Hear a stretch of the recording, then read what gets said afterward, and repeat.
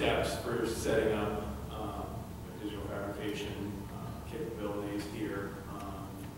You know, I started back at school when we had a couple more things than you guys right now, but not a ton more. It was, you know, CNC mill, some laser cutters, and some, in retrospect, some pretty limited 3D printing capabilities.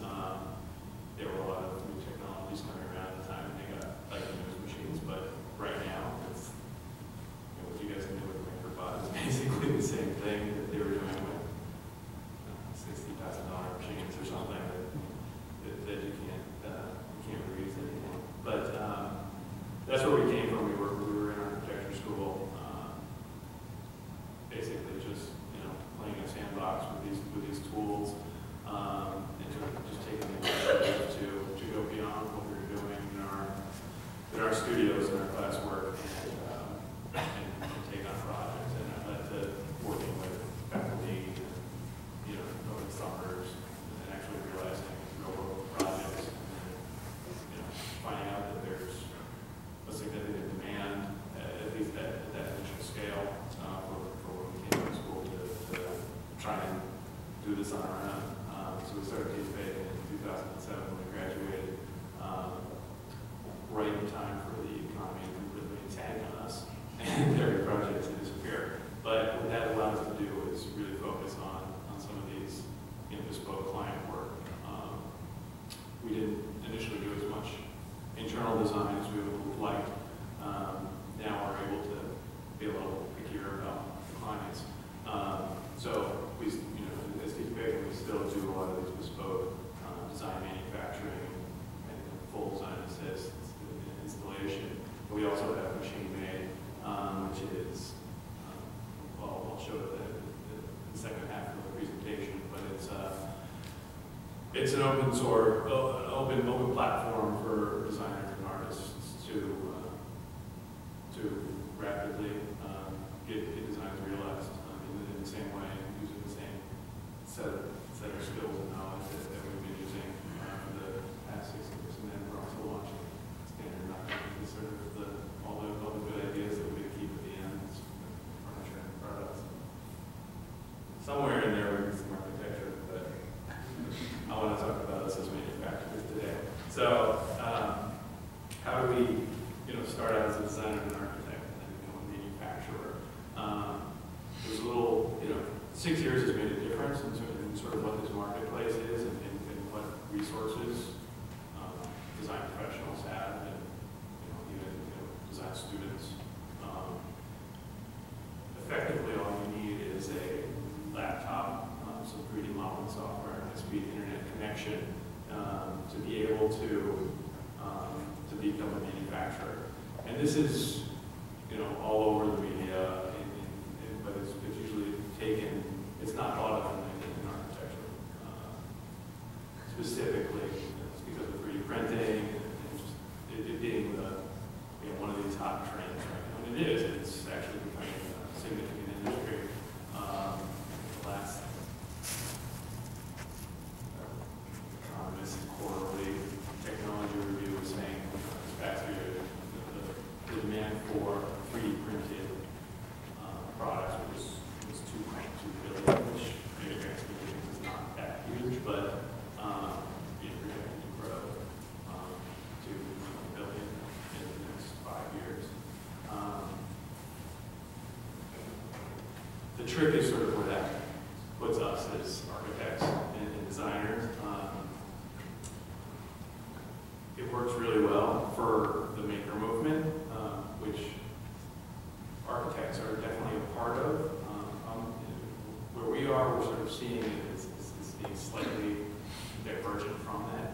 Because, yeah, you can take your MakerBot, which is a great tool and a great research tool, and, you know, using it in an architecture context, where you're working on representation or trying to solve specific problems, is different than actually making it products that you might see on Etsy, which are great, but it doesn't apply to the scale of architecture.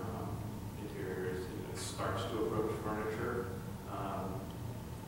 happening in aerospace where you can start printing parts of giant turbines at Boeing or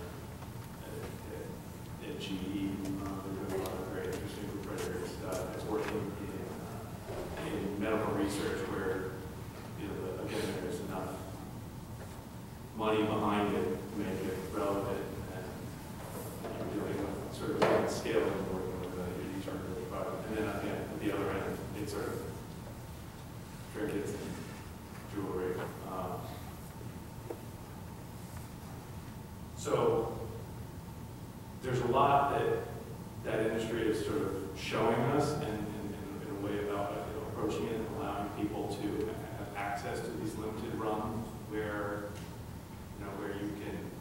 where you don't need an entire infrastructure, you don't need financing, you can go to Kickstarter, you can upload your files, get them printed, you can then also market and sell, which is all like, so it's digital manufacturing, it's digital marketing, digital financing, and digital selling. How do we sort of access that right now? 3D printing is not necessarily there, so what we've been focusing on, although we have a lot of overlap with the additive manufacturing, there's a lot of subtractive manufacturing, so we've invested in a core set of technologies, including CNC writing, which is the machine you guys now have, using those in different ways. There's 3-axis and 5-axis on the bottom. CNC milling, milling machines, basically doing, complex metal parts. Laser cutting and engraving, using these beyond, using them beyond representational tools and actually using them for end product and water jet cutting. And they're all very similar ideas.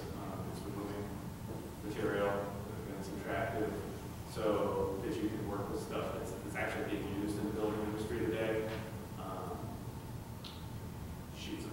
Sheets of metal, sheets of plywood, stuff that scales up relatively easily.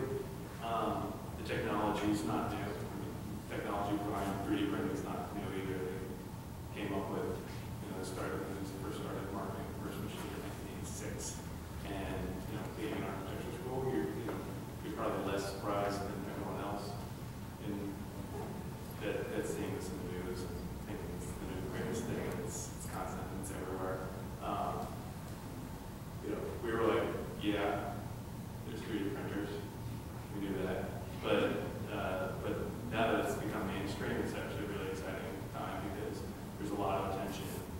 A lot of clients are now considering ways of doing things that people have been considering doing before. So like I said, the technology is not new. But where we come in is the way that we use the tools, sort of digital design assist that we can offer. We take clients that some of them have very significant knowledge and they've got everything worked out, and it's a file, and we'll just cut it, and that's fine. A lot of the more interesting stuff happens when we're brought on in a very, very early part of the process, and we're able to collaborate with the architect, designer, and artist to help them understand the process and the materials and how this is going to happen, how we can meet the budget. A lot of this stuff, can happen when you're doing a giant institutional project. You're working on, a lot of the development, figuring of all this out. It's happening on Frank Gehry projects, Zaha projects, but we're seeing this being applied to smaller scale. People just coming out of school, people in retail that are just doing, one-off quick stores that they have to change every season. A lot of this, technology and material research is all happening at a smaller scale as it's becoming more accessible.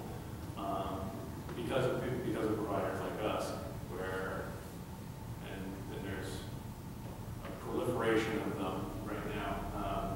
Everyone sort of has a little different angle on it, but it's really great to see it. It was just one group of us. It would, I think it would be damaging because that there's such access to it, at least in the world that we're working in. informing the public, it's informing the client, and it's sort of bringing this to life.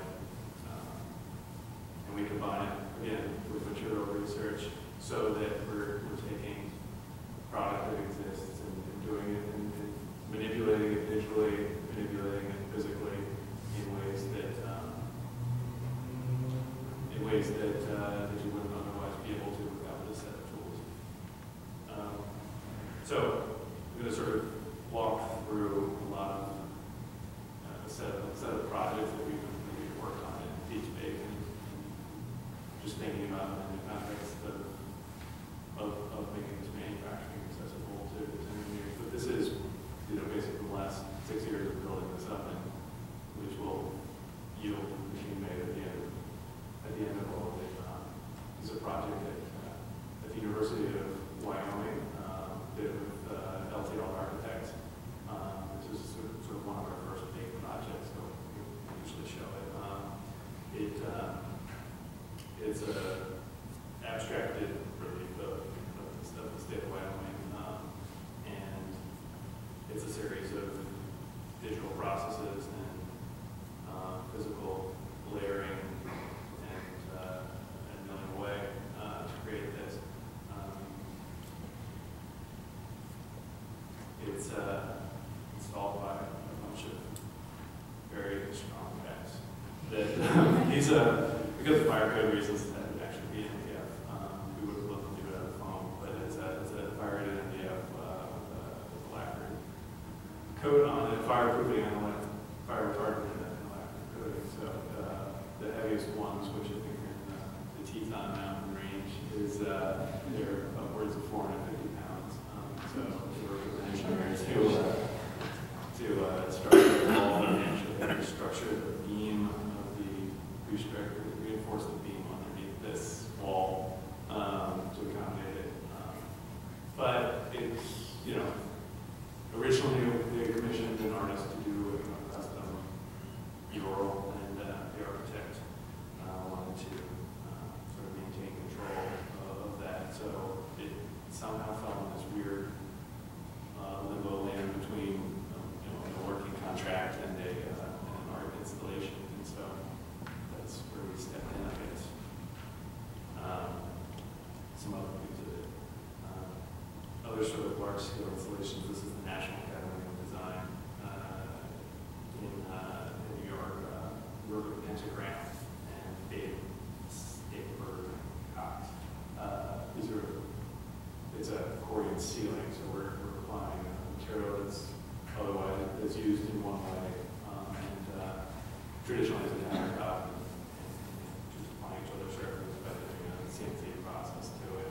And at the end of the day, it's just engraving names, but when you generate the field, it becomes a little slightly more difficult to create some of this seamless monolithic plane.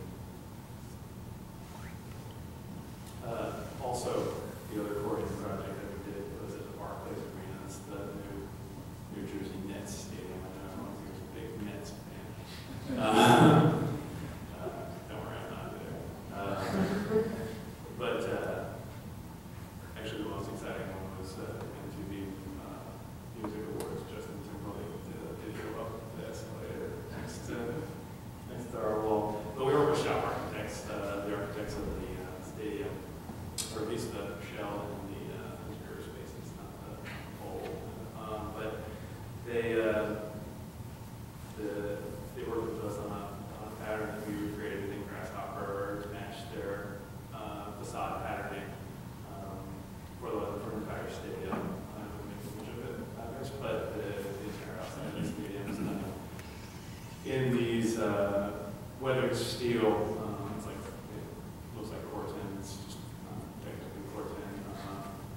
They did all those in CATIA, which is sort of a whole other level of investment into that project.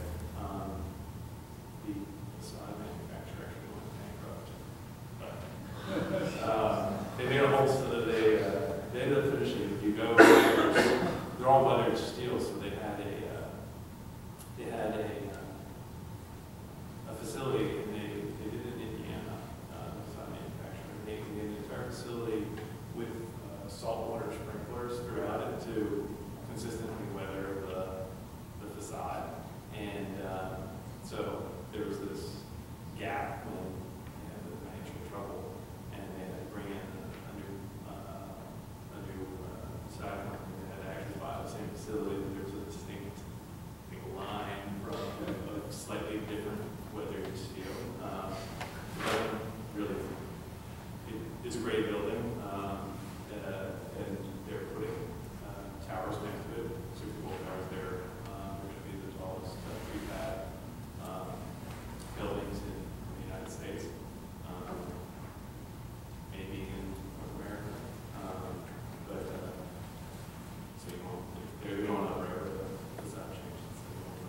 But anyway, we recreated what they did in Grasshopper, which, and in Rhino, to adjust the pattern and the scale, and directly correlating that to machine time, because we're removing material at different depths and at different amounts. And we work with them to hit a very concrete number they were able to spend on the project.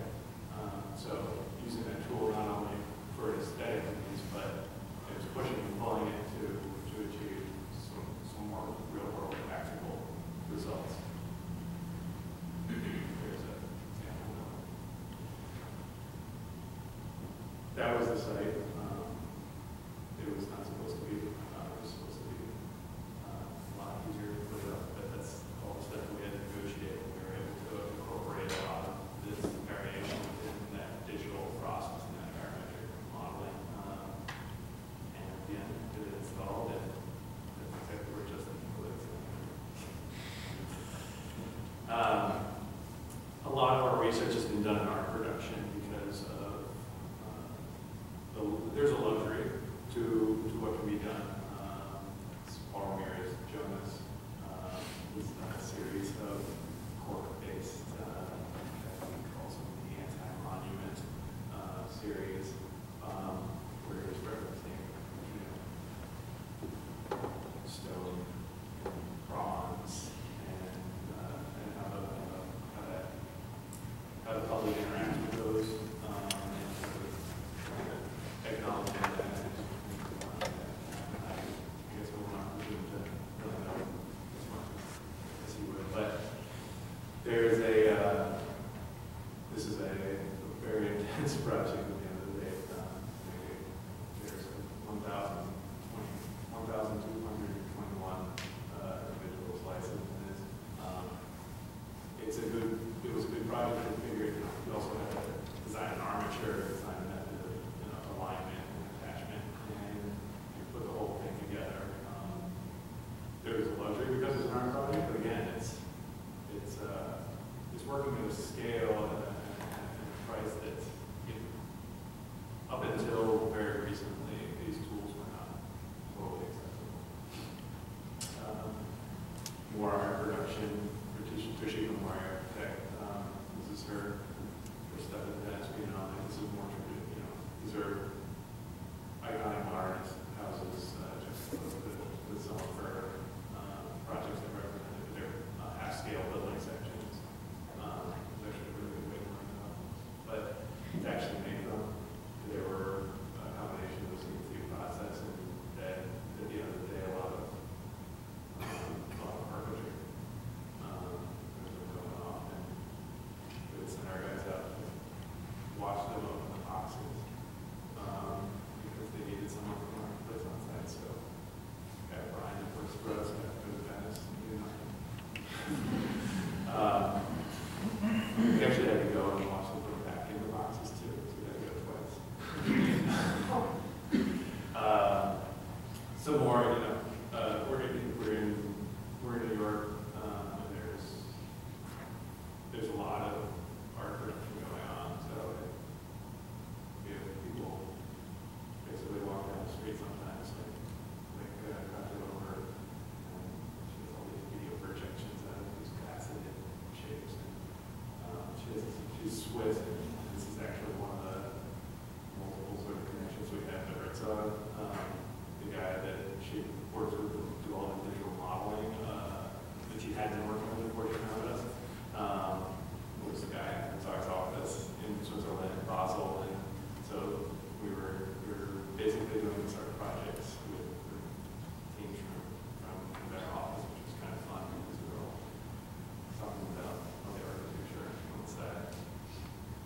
For art production, again, it was really good for us to have access to this because it's just more experimentation and learning how to use the tools that we wouldn't necessarily have been able to do before. A lot of the other research happens in the retail world, the hospitality world, because you're doing things in a way of signage, in a way of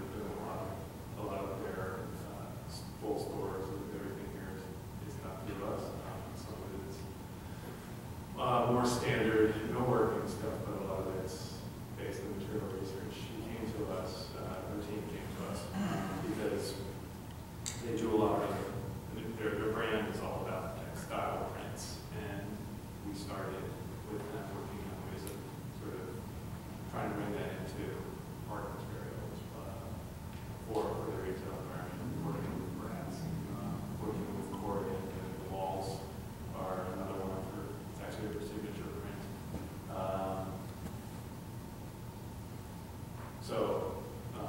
It actually led to a series of explorations, not only on projects, but about translating different ideas for different clients and applying the CNC process. This is old. We're working on facade studies. This is from David.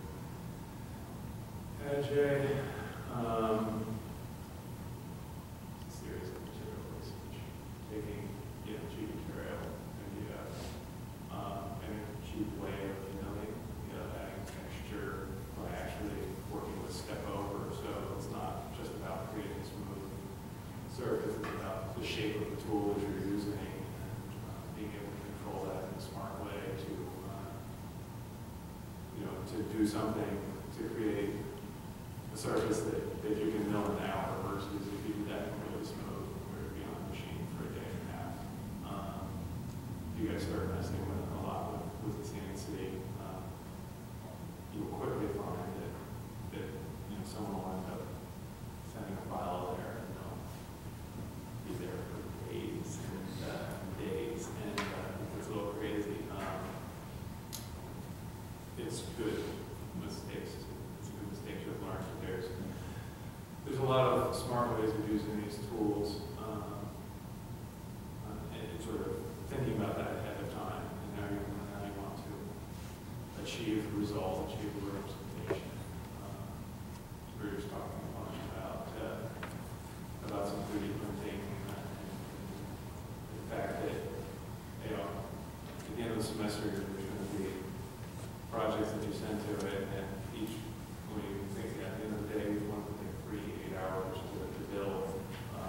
But we're working with some friends in Studio Mode that are code their 3D, code their MakerBot to lay down one filament at a time. So that they can build something, they go to a maker fair and they'll put it there and they'll print something in form and someone can actually walk away with. As a good representation of the technology, and it's a great approach to rethinking what you're working with, reappropriating that technology, and controlling it on the software end so that the physical end is not so daunting and overwhelming. There's a way of removing material. We had all that extra coring from those projects. Figuring out a way to do solid surface marquetry in a way, using laser cutting and CNC milling. Bridge slide, pop-up storage, which is EPS foam, super cheap, plywood. Again, all this stuff is basically for other clients, but working with them, with material research. This is a series of wood projects that came about after we started working with DVF, trying to think about textiles, applying that to other material. The budget got cut back on this. The entire kitchen was supposed to be covered with it, but then we got one side of the evidence. Same idea. And once again, applying that results in CNC mill stuff. The truth of that is there's a lot of engineering behind that. So it's not just about putting a slab of wood on the table and milling it. If you remove all the material from the one side and take that off the machine, it'll be a taco. I actually learned that at school. We were working, one of the projects was going on while we were there. Was from Office Dot, Monica and Adair from Office Dot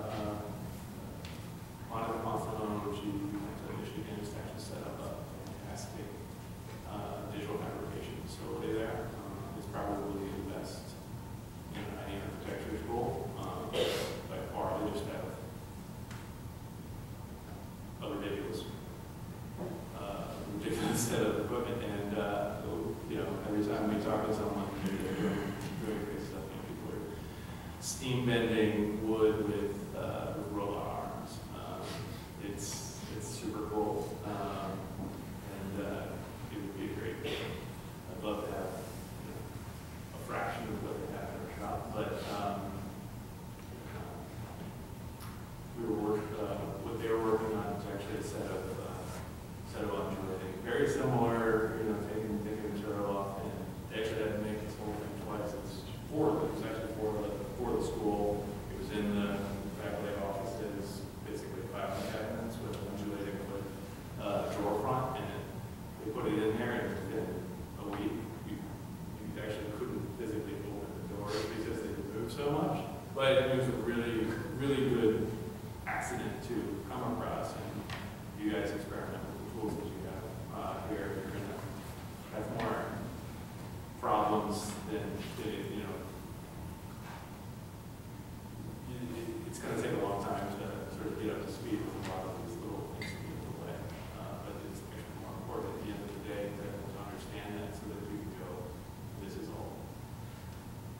There's this little cut on the back with, there's metal handles in the CNC on the back, and it's all cut so that it stays flat over time. They have the flow so the wood can move, and so far it's been there for 3.5 years and it's been cracked, so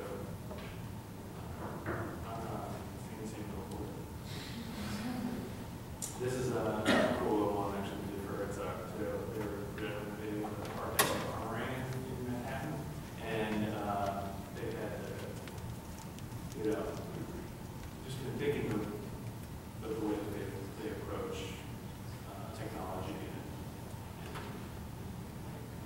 and image and historic aspects in a lot of their work. They asked us to just come up with ways of representing ornament that existed in the building that they needed to replace, either missing or broken. We ended up writing a script to generate a half-tone pattern based on depth and mahogany. They gave us laser scans of existing ornament, and there they are, juxtaposed against what was there. It's a super small project, but obviously really, really fun. Just to be able to work with people that really have their head in the game in terms of what tools can do. Just bringing on people and just letting us have that kind of free reign to develop a solution. So we're really happy with it. And you get the other projects that we, get client-wise and component systems. So this, it's like a big wall that basically came to us was effectively 3D printing different materials and different technologies, experimental models for this is an acrylic closet. It's nothing fancy, but it's actually really hard to make because of the tolerances on acrylic and then requirements for someone who goes with minimal hardware. So that was actually a SolidWorks model where we could adjust the thickness of the material throughout the project as there were variations in the sheets, so that it all slotted together. One of the requirements by the client was they didn't want it to squeak too much, and asked them why they wanted an acrylic closet. So it was but the shoe collection was a lot more expensive than the process. This was a project for a grade school in Lynch. There's parallels to we get projects that come through. So there's a lot of slicing projects. This is a form that we sliced and then put shells and hardware. This is a bunch of slices, but the architect actually worked on it in a very smart way. They generated this shape, this undulating pattern. It wasn't, it wasn't strictly a nerve surface in Rhino that then we came and ran the script on and sliced it up and put it in there. They actually generated the shape of each of these splines based on sets that would nest together. We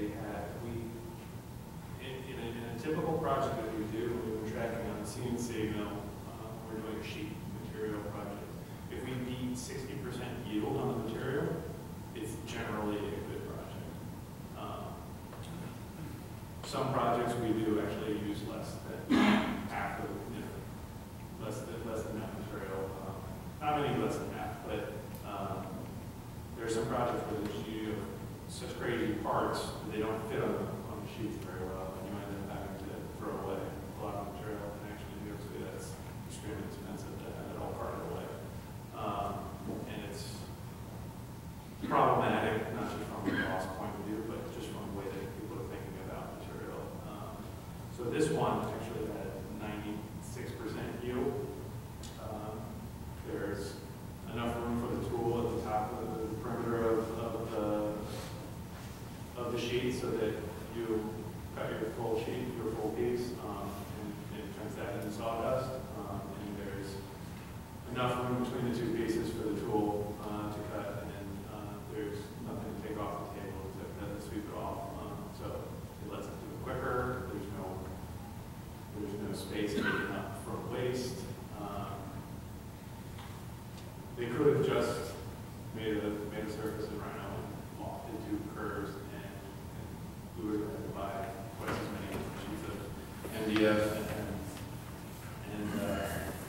but really on that process and do that super simple ways of putting it together, because there's a crew on the site, and there's 8 other trades going on at the same time, and they have a concrete opening date, and stage thousands of MDF ribs on the floor. They have to come out of a crate in a specific order, go into something super easy, just where unskilled labor can go in and just basically pop them in. So we were set up brackets and a kick that sort of slides in, locks it in.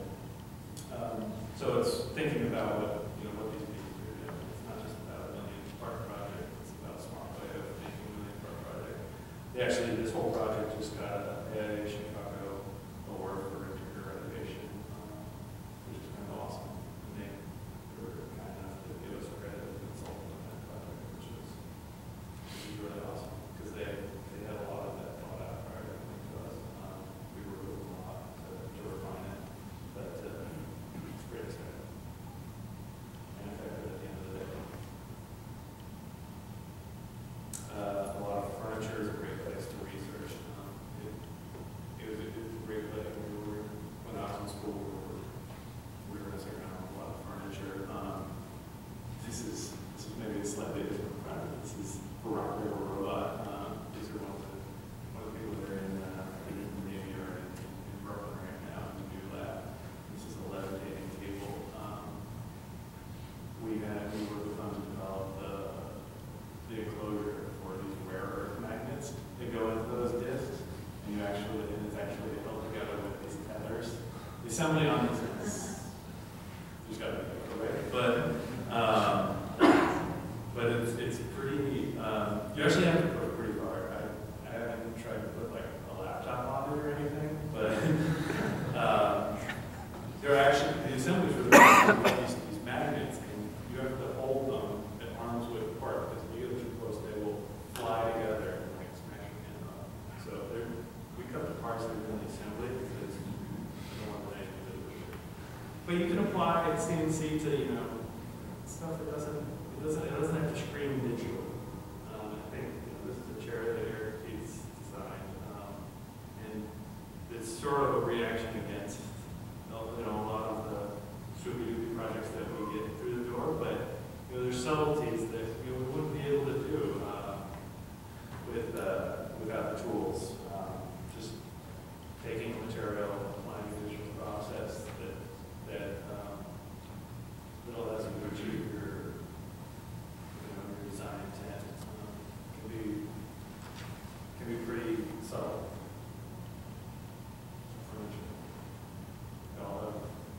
These are all actually pretty digital CNC.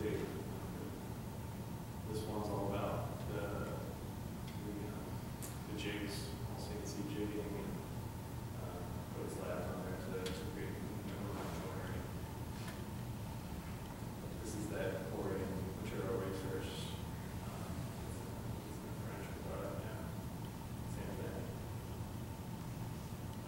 CNC metal spinning. A lot of the stuff that we don't have necessarily in-house.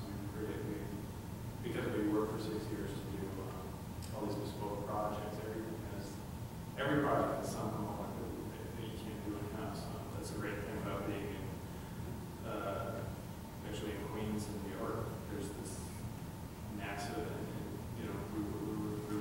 there's some significant metal fabricators that are doing like tanks, and they actually have some pretty significant capabilities. It's approaching people that are doing that and bringing that into a product. So we have a whole network of people that we work with to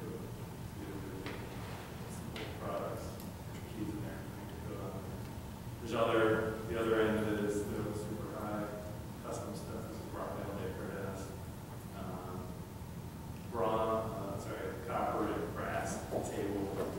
This is taking on a Frank Lloyd Wright table. It's super uncomfortable, but the back of the chair is too. But it's complex angle CNC milling with the solid brass table slides. That table actually expands at an angle.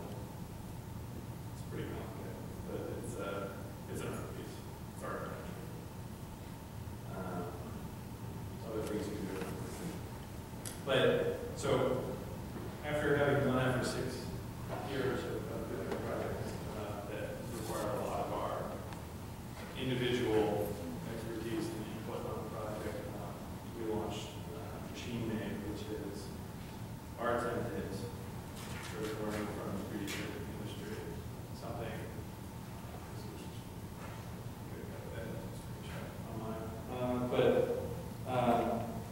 MachineMade.com, so we're offering all those services where you can upload a file, so a whole array of information about these different processes. It's kind of like an anonymous way to commoditize our capabilities, use up the machine time that's not being used forward, in the digital realm. Material library on there. Pretty detailed bullet form. It's got 3 quotes around quickly on the front end. On the back end, it's working with all those other digital fabricators that we have a relationship with and getting products realized all across the country. There's stuff that we've done. There's some wire jet, some glass molding, some mold makers, Hawaii. Stuff that we wouldn't necessarily be doing in sort of architecture and design side of our practice, but it's using the same set of tools. Signage, art production. There's another volunteers join us. The same thing as the core course, but it's a series of busts that I'll slice down the face. Awards, we use that for travelers because we actually designed too. Much lower representation, prototyping, and the background.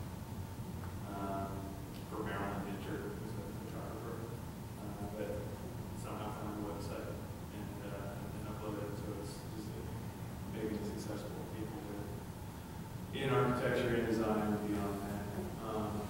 So that's basically the summary of some of the stuff that we've been working on and sort of where we see ourselves situated amongst the design community. Again, thank you for bringing us down here because it helps me to get out of the city once in a while because otherwise I'm in danger of this being the extent of my worldview. Which is kind of true. Thank you.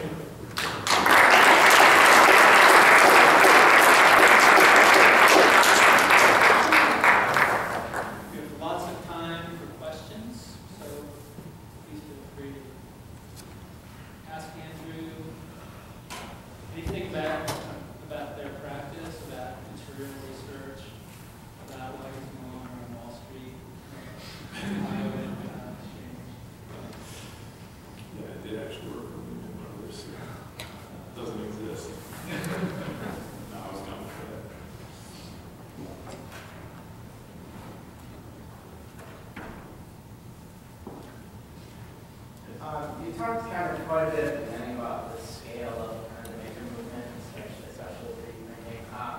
Over the next like 5 to 10 years, do you see that thing kind of reaching to the architectural scale? And if so, like in what ways would that happen? Yeah, so 3D printing, like, since we only do abstract stuff, 3D printing is still one of the favorite things to talk about. We talk about it constantly, and fortunately, I'm working with a lot of those people a lot. We do interact. We got that microbot, we got that shape.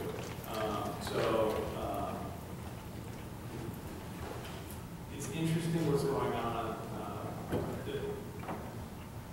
Where it's happened, there's a scale issue, right? So it doesn't, there's a time and scale issue that doesn't make it cost effective or necessarily possible with a certain set of material right now today.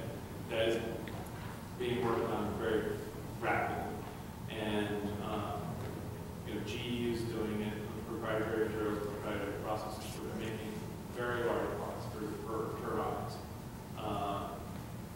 that are just, the reason they're doing that is just so hard to, the geometry is so complex that they are not able to, it is more cost effective to come up with that technology and do that in-house than to go through a whole mold making and casting process.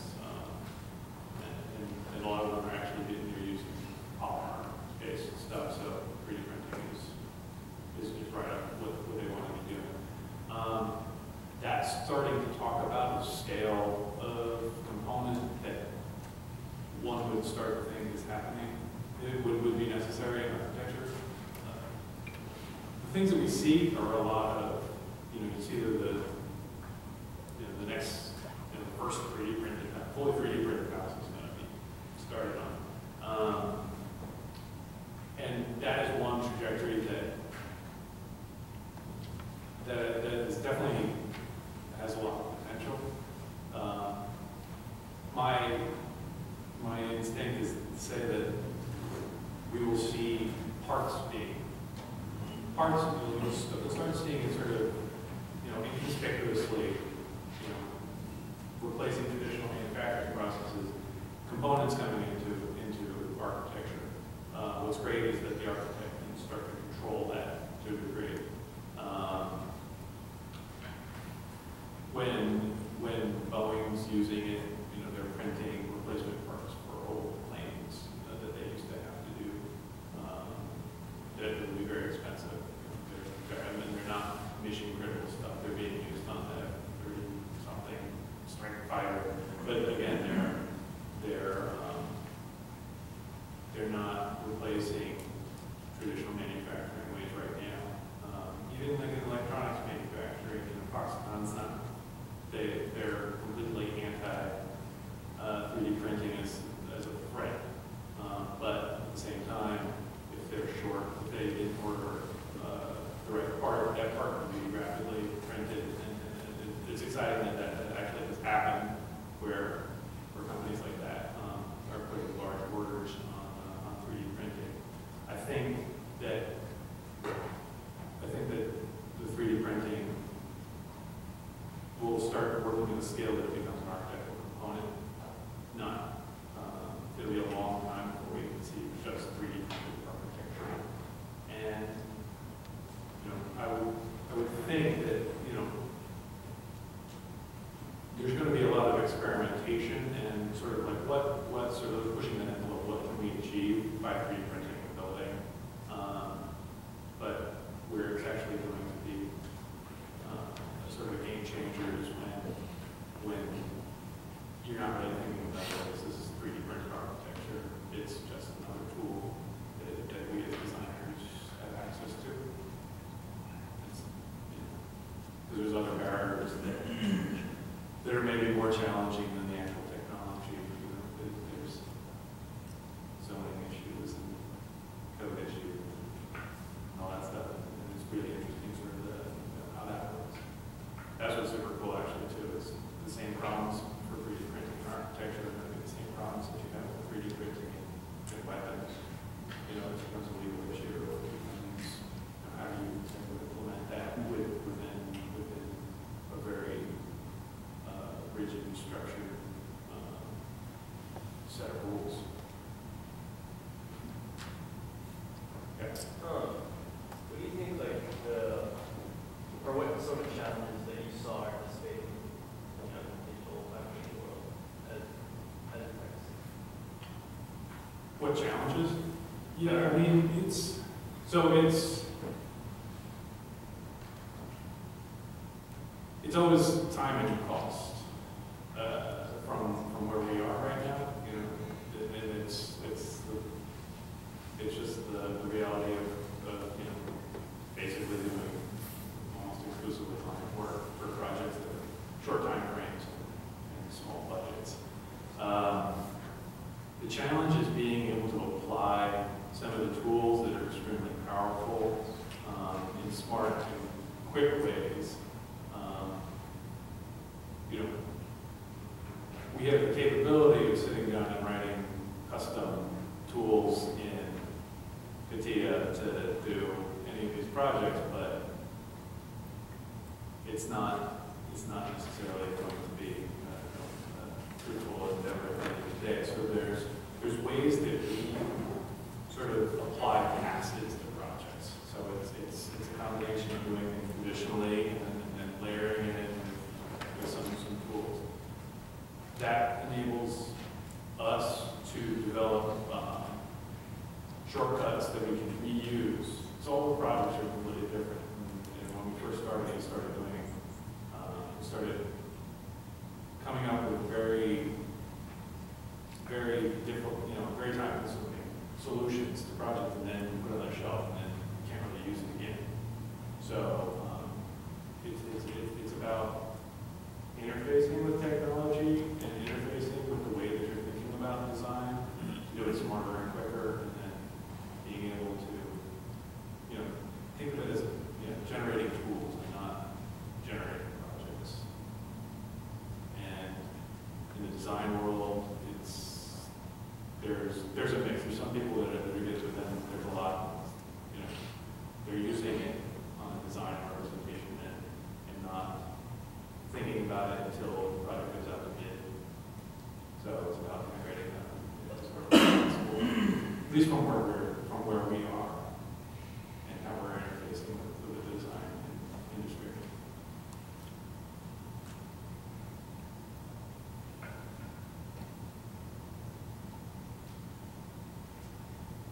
I have one more question. Yeah. Have you gotten any sort of involvement or, you know, recognition from FLE or sustainable related? We're on a lot of the projects are lead stuff. There's some funny. There's a project I didn't show here, and it's another slicing project. It was for Orleans College in Colorado, in Durango, Colorado.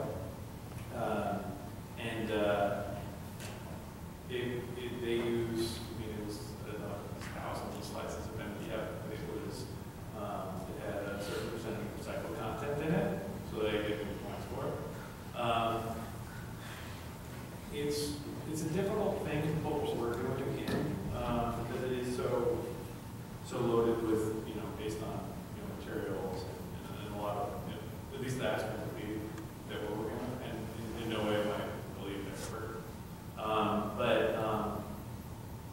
There's definitely a lot of opportunity for using this technology.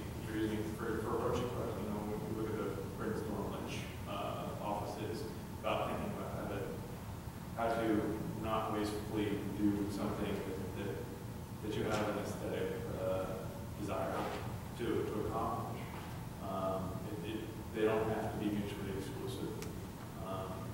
Obviously, a lot of what we do is, you know, it's in art production, it's in retail, and those, you know, especially the retail stuff, like, you know, the client actually doesn't care. You know, they just need it super quick. It needs to be there, and that's unfortunate. You know, moving forward, and it's not even new, but like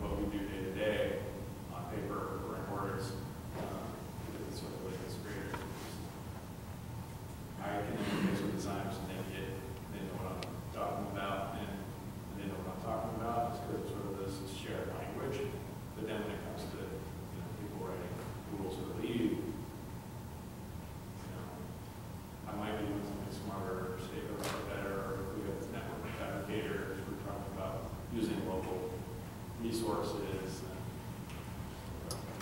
It's hard to go through and actually figure out what parts of the project are using what resources. And then I think that's a problem. We lead as a whole, like, I go with a lot of the challenges of actually,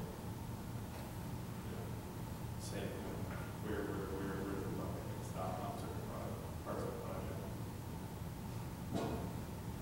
Yes. Do you generate much business through RFPs or bidding on work, or is it mostly people approaching you for? There's a little bit of both. Big projects, yes, there's a lot of bidding, and it's a difficult thing because if I work with a designer early on, that has to come out as a consultant for the architect, and the fee structure, the fee structure of general architecture is going to be problematic. I don't make money unless I did that project. I mean, I can also charge something, but the architect is less able and sometimes less willing to sacrifice to add in another consultant that may take away from their fees, which is understandable. Sometimes we can make a commitment where you're able to sit down with the architect and the client and say, if you hire these guys, you'll save this money down the road, and we're going to accomplish something awesome. Sometimes a lot of the time we still at the end of it have to go into the bidding situation. We might be, expected to prefer better, but rarely do we just get the, rarely do we not bid on it. Which is unfortunate because a lot of times the goal, if we are brought on early, which on all of the big projects, all the ones that I think are worthy of showing, talking about, only happen because we talk to the architect early. And they basically said, we have X dollars to get this done. If we can't do it, we're going to have to come up with something else. So it's about finding the design thing. And then it's frustrating when you go through that process, come up with a way of doing it, and then they have to send out a send out a bid package, and you don't get it because you've already figured it out. So in the same way that architects are exposed, that same risk we're exposed to that. It's nice about machine made. It's more of a commodity than a service. Not really expecting it's big. This whole project is not going to be avoidable. We're doing another wall for shop architects that they basically, we had to bid, but basically, they've done this already. You have this other bid from this builder who's never done anything like this. Use your head. And we've had ones we've lost where the architects come back just shaking their head and going, we had the worst experience because, I like to think that what we're good at is talent, is being able to, there's a lot of these machines out there. There's a lot of people that are just doing kitchen cabinets and have the same machine that so I have to be careful not to. I have to be able to advertise that to the client and say that that it exists, but the risk is that there are people that are like, oh, I can just do that. And they kind of can, and that's not the end of the world. But we're still finding the smart solutions. We have retail clients that we get hired. We've done a lot of visual prep and all their specs for that kind of stuff. That's on that snap. We do the visual modeling and we bid on the milling that's sent overseas for something that's across the river from us. So it's difficult to actually execute at scale, especially where we are. But we are a research-based practice, and we sort of understand that we're not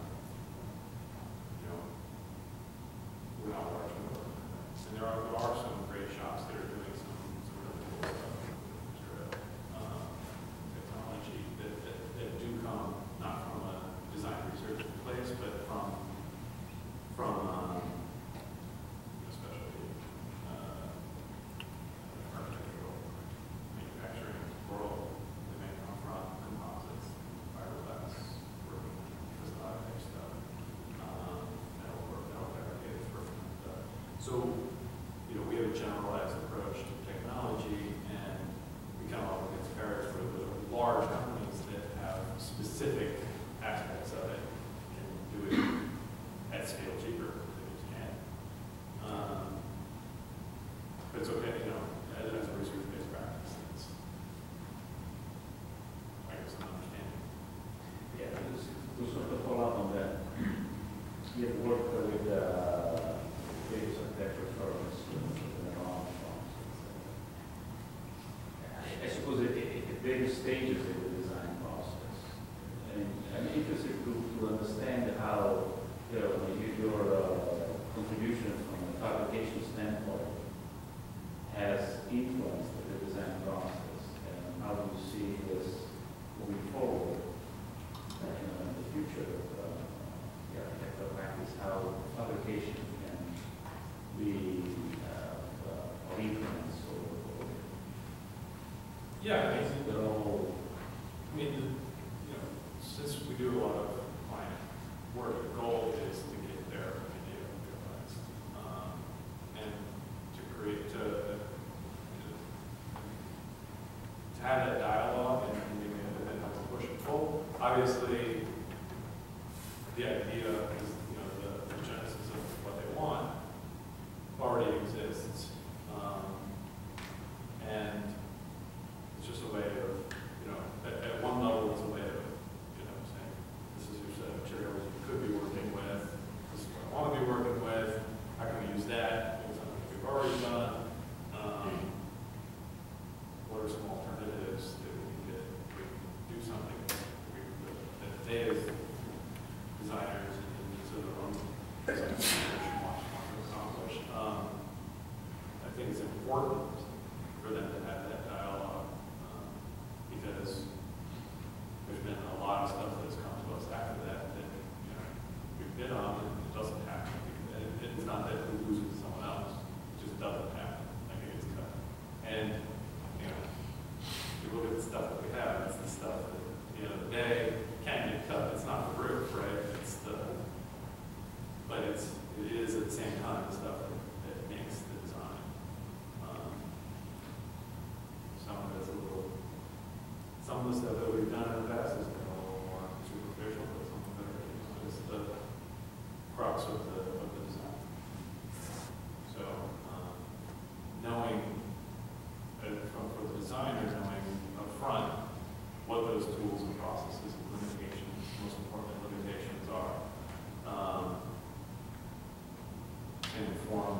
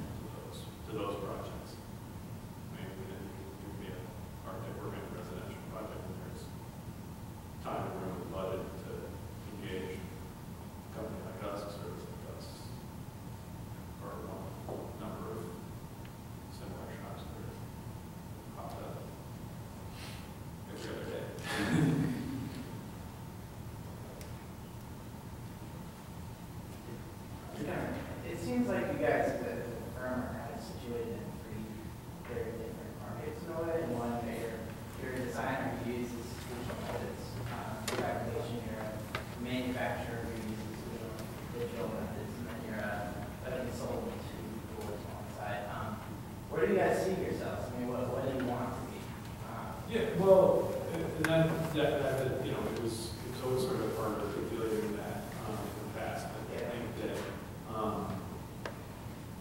you know, Teach Baccon is a design assist firm, whether it's consulting or it's doing like full bespoke design. That's why we split off the machine-made stuff and just made it anonymous.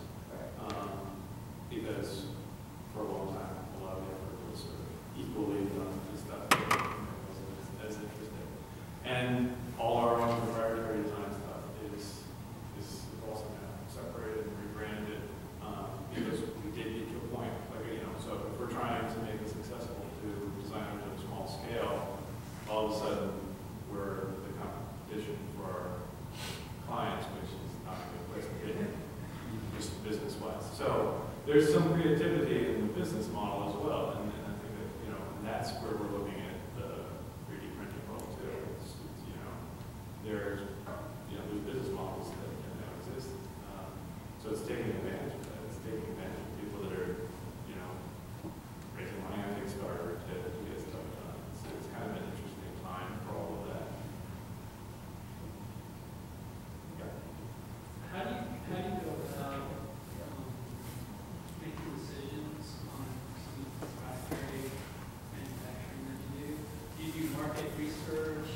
How do you make market that work? Do you have any advice for students, for instance, about approaches to that market? So in terms of proprietary manufacturing, Well, you manufacture your own designs. yeah, For sale, either wholesale or retail. yeah. Yeah. And that's sort of been, that's one of those sort of newer aspects of it, I guess. And, you know, effectively it's furniture and products at this point. We're developing stuff that's architectural component based, some CNC civil type stuff that's, there's a client that is potentially building a weekend house that we're working with an engineer on. And that has more of a sort of a, you know, proprietary legal aspect to it, because there's some hoops we got to jump through to be able to use it. But then once we jump through those, we want to be able to have that as a product. And there's other competing products, we have to do a lot of research to make sure we're not stepping on anyone's toes as well. In furniture, it's impossible. I mean, there are furniture companies that go out that spend a lot of resources that go and chase people that are stepping on your toes. But you know, right now, all the furniture stuff is sort of a byproduct of what we're doing, like Korean stuff, the market being developed. The barrier to entry on that is the massive amount of labor on that one. So there's not necessarily a cost-effective solution for someone to jump into that, but other ones there is. And the furniture world is, you either have to be super protective, or what I prefer is to be is that if you can be super prolific and if you're constantly doing research and constantly churning out ideas, then that establishes the brand, and then people will go to you because you're coming up with new ideas. And the reality is, someone's trying to do something cheaper, almost identical, right away. I mean, it's harder for someone to do that in an architecture